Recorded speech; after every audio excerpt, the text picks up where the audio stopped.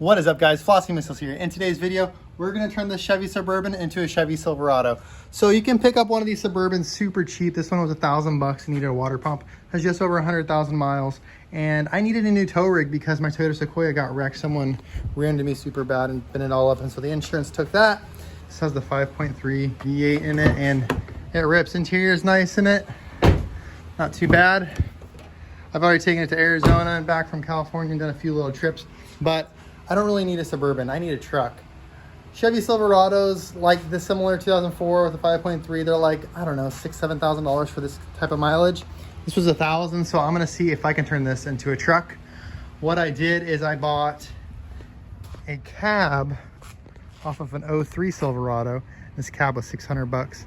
And it has a few parts that I'm going to use. So what's handy about having the whole cab is I have the headliner, I have the carpet, I have the Silverado rear seats, and of course I have the rear section, which I'm going to be cutting off and installing onto my Suburban. So let's get to it. So at this point, I'm just gonna strip the whole interior minus the dashboard. I had to order these special sockets for the seats in the Suburban. Is a 14 and a 20. But yeah, really weird shape, and I did not have those. So I went ahead and ordered those. I think the whole thing was like $13. But yeah, that was one thing I couldn't get out of the interior was those, but now they are out. And I welded the structure in right here because I'm gonna be cutting there, there, and there. I actually, while it was all stripped down, I went and picked up some metal with it to make that structure to make sure everything stays nice and rigid. And I picked up this for $1 a foot for this metal. It's super cheap. It has like some defects and stuff, and I'm gonna use this as my gantry.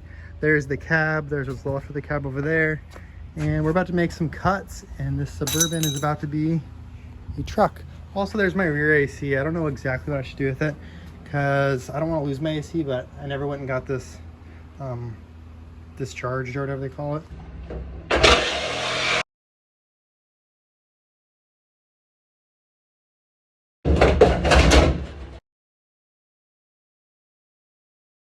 All right, I went ahead and got the new piece of the cab hoisted up, and I got the rest of this chopped off, which you probably saw a couple of clips from. It's all over there. I just did a Sawzall real quick, hacked it all up. And I'm gonna go ahead and start lowering this down and see if I can make things happen or not. All right, just lowered it into place and getting okay results. There's a motor mount, not a motor mount, there's a body mount right here that I was hoping was gonna line up, but as you can see, the hole's right there, so that one's not gonna work, so I'm gonna have to relocate that body mount, but other than that, fits all right. I literally just lowered it down, haven't really messed with it or anything, but that gap looks good, that looks good. The gap over there looks like a bit much, but I'm sure we can massage some things and get this thing looking right. It's gonna be interesting. Look how close that is right there. I'm gonna make some tacks and get it all into place and then put the doors on, see if the doors close. It's been about another 30 minutes with the grinder, and I was able to get these gaps lining up good. The doors lining up pretty good. Gotta tune that piece up a little bit. There's the front one. It's all looking pretty square for the most part. Doors open and close nicely. I'm glad I hung them. I mean, I'm gonna pop them right back off to weld them, but yeah, I got everything held together with just vice grips, but all my lines and where everything's coming together is super duper. This one, well, right after I said that, this one's not as nice, but that'll be an easy fix with my welder. And if you guys don't know, on these GMs, there's a big piece of rubber that goes across this whole entire thing, so you can't even see the A-pillars because they're literally all covered. You can see where it screws in, and then it goes into the windshield, and so that doesn't even really matter anyways. She's mostly welded up now. I gotta go through and clean them all up and do a final pass, but got the doors on, doors all open and closed, super nice. Welds down here, and a few along there got to be cleaned up and touched up, but yeah, I'm super happy with the fitment of everything so far. I'm gonna go ahead, I think now, and start cutting on the body mount. Just finished this body mount. As you can see, it's moved probably maybe 2.5 inches over to the right, and you know, I set the body down, I have it jacked around, but I set it down and bolted it up and made sure everything was all square and good. It was a super pain in the butt to weld to because, as you can see, you see all that oil or whatever they coat the frame in was just everywhere. So is constantly contaminating my welds, and so my welds are not that good. But you know, it's funny, I spent a lot of time trying to clean the frame, and that stuff was just dripping out of everywhere. Alrighty, the welds are all ground down, and I applied a tiny bit of filler, and I did some self-etching primer. So here's the repair on the passenger side. Well, it's not a repair, it's well, kind of a repair, I guess. Here's this one. This one's got a couple of high spots, it looks like, or maybe that's just the primer on the filler, because there's only like 2 little spots of filler on that one.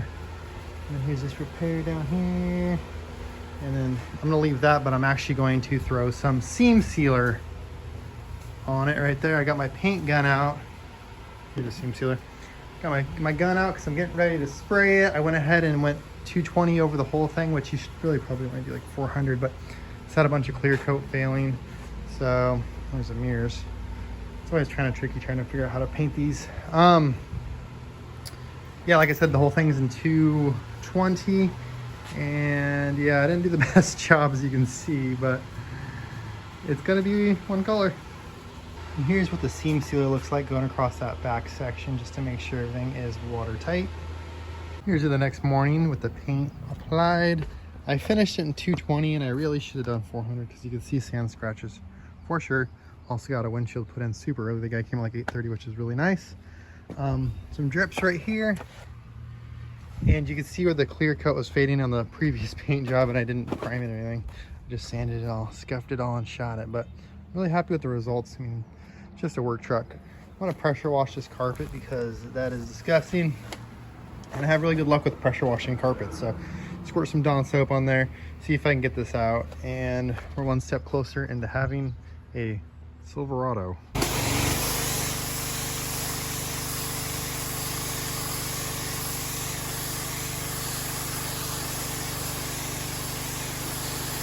Do the headliner in, kind of a pain in the butt, but look how nice this carpet turned out.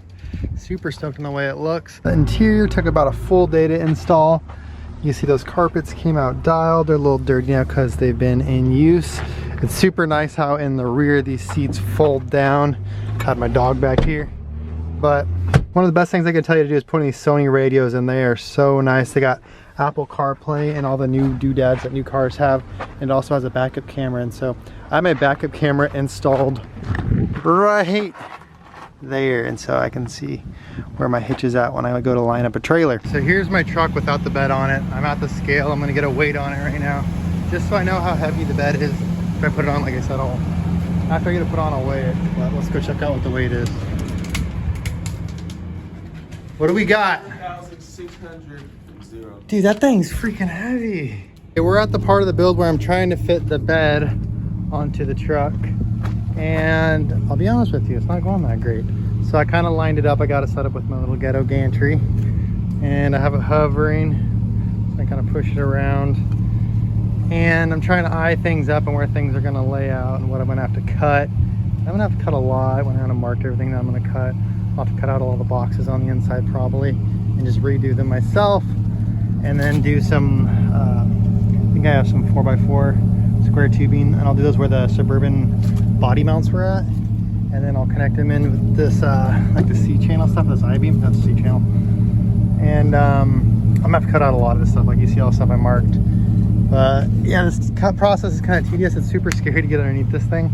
When I work on it, I'm gonna lower it down. I'm gonna put something underneath it while I do my cuts and welds and things. But yeah, that's kind of where I'm at right now. I got the bed sitting in place, and it looks really long for the wheelbase, but it's actually not, because look at, that's the stock hitch and it's in the right place.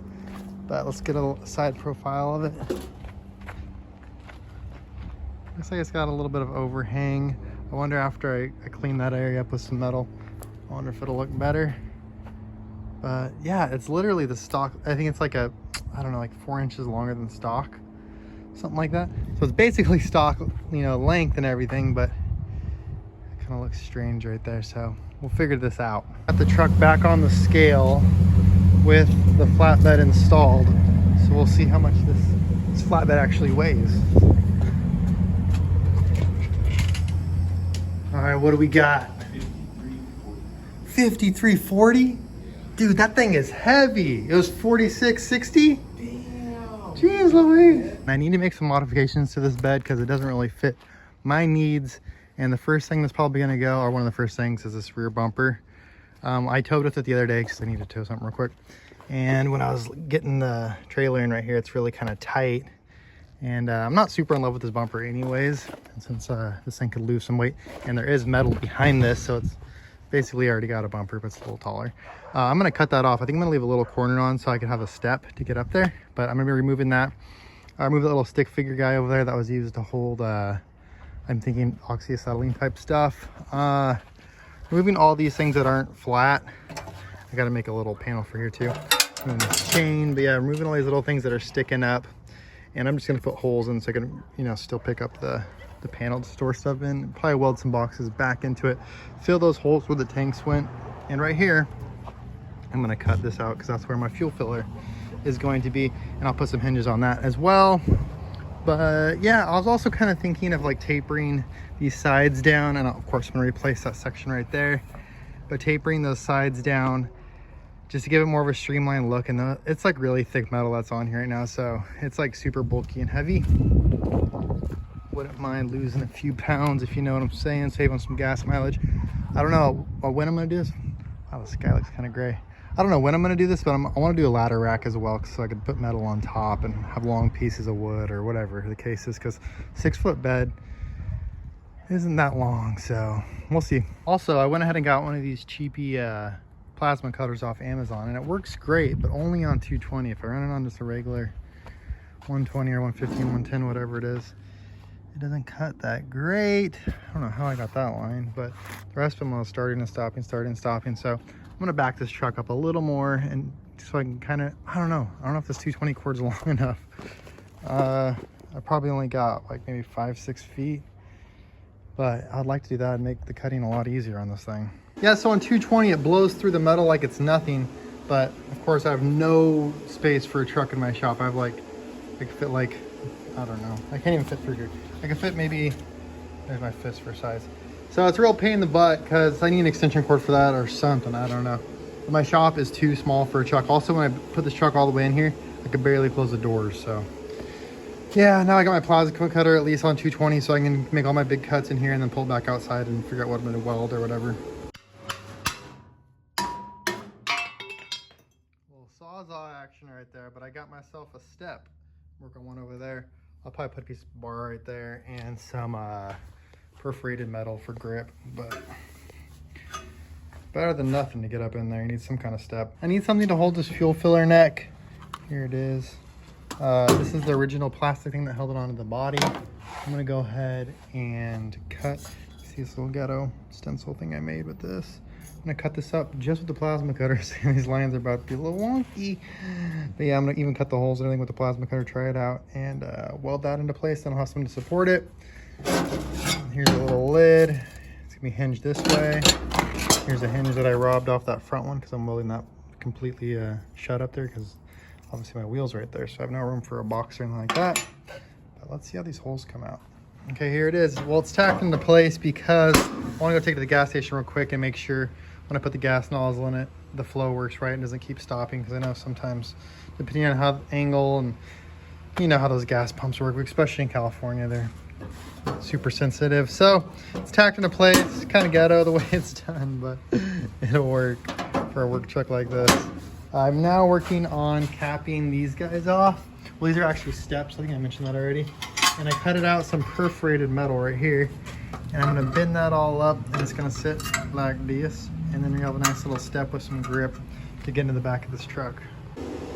With a ruler and my plasma cutter, I was able to get this really straight cut, which is pretty good because that's to cover up that one hole in the back. And then the two holes right there, there's two pieces. He had some welding tanks here before, and I'm not gonna be using this truck for like a welding truck necessarily. So I kind of free-handed those. As you can see, there's some rough edges in there, so we'll see how it works. I need to get some like templates of some circles and some other shapes that I can use with the plasma cutter because it's hard to freehand stuff. Here are what I believe to be the two AC lines you're gonna need to convert it from a Suburban AC system to a Silverado AC system. So as you can see, since it's Suburban, you have T's right here. There's like a T that goes out and then a T on that one as well. And those should eliminate those T's. I'm gonna go ahead and add a little bit of oil to it, just a hair. I don't know how much is gonna be in the lines and in that rear line, but we're gonna get this thing all plumbed up with the Silverado system so we can delete that guy right there. Okay, only one of those AC lines from that last clip actually worked. It's this one right here, this fully solid aluminum one. The soft line did not work for the Silverado version, did not work on the Suburban. So what I had to do is use the stock Suburban one, and where it teed off, I cut the end off and I brought it over to my buddy Dane's and he welded it shut. And so this is a Suburban line, this is a Silverado line. So now there's no lines going to the back, it's just all up here. And where the heater core lines would tee, now they just go straight in because I got these little dudes from AutoZone. They just go straight on their Silverado, and so they don't have a T, they're just a straight fitting. So for 80 bucks, I got the AC recharged and it works great. No rear AC anymore, no rear heater anymore. It's all up front, just like a Silverado would be. I got this roof rack off Facebook Marketplace for $100. It's off of like a 2017 Chevy, and obviously it's not made for this. So I've had to make some modifications. Chop that, chop that. I had to make a new support right here. And then I notched that also on the other side. There's where the original one was at, but I'm pretty happy with how it turned out. Honestly, kind of a lot of work for what it is, but now I can carry really long stuff. Since I only have a 6-foot bed, I can put long pieces of metal or wood or whatever I'm working on. So yeah, we're getting close to this bed being wrapped up. I'm gonna finalize all the welds. I got it all tacked into place right now. And I'm thinking about making some bed sides for it. I don't know if I should make them out of wood or maybe out of some aluminum. But yeah, it's kind of hard because I don't have another truck with something like this on it. So I'm like, how far should I make it, you know, come off of the cab of the truck? Because I don't want it, you know, the bed's gonna move independently from the truck and I don't want them to hit or anything like that. So it's kind of just an experiment. And also because it's on unlevel ground, so like the chassis could be twisting. So I'm like, hopefully everything's level and good, because my levels aren't doing anything because they're maxed out one way. But we'll try to get this thing wrapped up. I'm just using my Lincoln 140 as per usual, as this whole entire project, but let me get all that welded up and that'll be legit. So for the wheel well situation, what I ended up doing was cutting it out where the wheel was at. You saw how it was cut before, and then I actually flipped it, turned it inside out, and so setting the arch being right here, the arch is over there now. And for what it is, it turned out pretty good. I'm stoked on it. You can see where I cut and re-welded it. Not a big deal. Someone at work gave me these pieces of wood and I made bed sides out of them. Some good wood right there, and yeah, the bed sides turned out great. And they'll do the job well with my ladder rack as well. The ladder rack has 2 removable rungs. And yeah, the truck is done. If I had to do it again, I wouldn't. It took too much time to build this truck. This truck probably took like 3 weeks of all my spare time putting it together. And for that amount of time, I would have just bought a truck for $6,000 or whatever. But I could say I only have about $2,100 into this one, from the cab being 600 bucks, the bed being 400. The ladder rack was 100, and then I sold some parts off of the Suburban, so made some money back. And it runs and drives great. This is actually a few months after it's been fully built, and I've put about 4,000 miles on it. Everything works, no check engine lights, nothing weird. It's a fully functional truck, and I have towed probably 4 cars with it so far. No complaints, but it's definitely not an easy job. If you liked today's video, go ahead and give it a thumbs up and subscribe to see more car content. Thank you so much for watching.